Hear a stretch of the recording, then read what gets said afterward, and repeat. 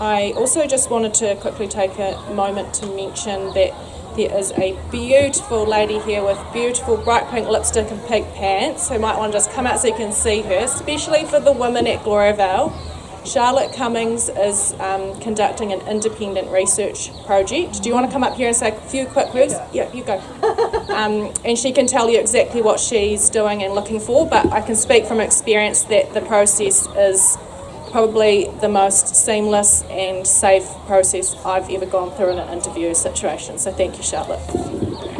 Thank you. I've been a counsellor for the last 20 years, and some of the most amazing people I've worked with are Gloriavale Leavers.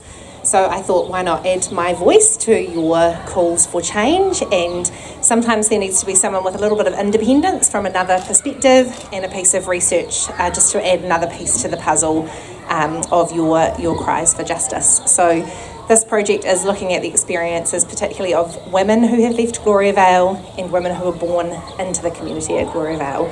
I'm still looking for another 10 participants, and it's a real privilege to be entrusted with your stories to share in this academic world, and hopefully that adds to your cause. So, funded by the Australian government, would you believe?